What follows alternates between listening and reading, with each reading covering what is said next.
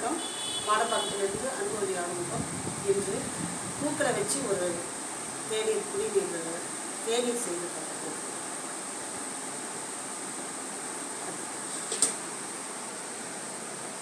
இதில் வந்து ஒரு ரோஜாப்பூ, பன்னீர் ரோஸு, செம்பருத்தி, நித்திய கல்யாணி பூ,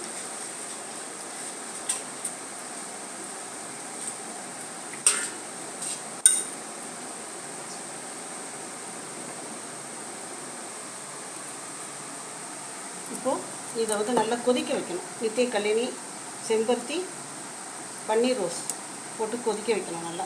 இது வந்து இருதயத்துக்கு ரொம்ப நல்ல பலமாக இருக்கும். இப்போ இதோட ஜாதி பத்திரி, இந்த பூ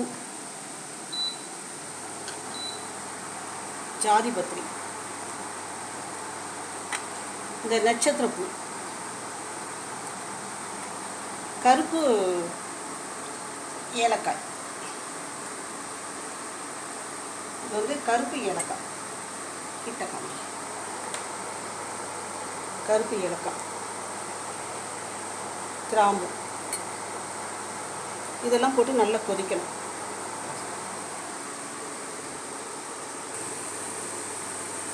இப்போ இதில் வந்து நாட்டு சர்க்கரை போடணும். இது மாதிரி கொதிக்குதுல்ல, கொதிக்கும் பொழுது நாட்டு சர்க்கரை போடணும். நல்லா கொதிக்கணும்.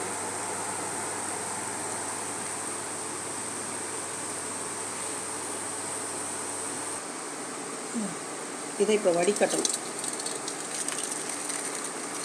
நல்லா கொதிச்சிச்சு. இதை வடிகட்டிட்டு இப்போ நம்ம இதை குடிக்கலாம்.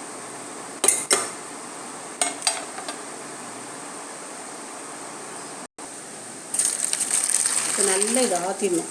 இது வந்து இருதயம் ரொம்ப நல்லா ஸ்ட்ராங்காக இருக்கிறதுக்காக, ஹார்ட்டுக்காக இது குடிக்கிற இந்த ஒரு தேநீர்.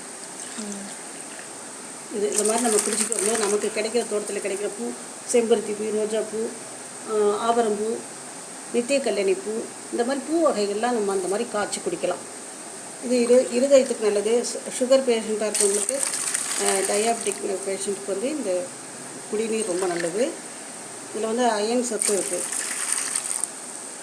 நித்திய கல்யாணி சேர்க்குறதால ரத்தம் வந்து சுத்தப்படுத்தும். நல்லா இப்படி ஆற்றிட்டு இப்போ குடிக்கணும்.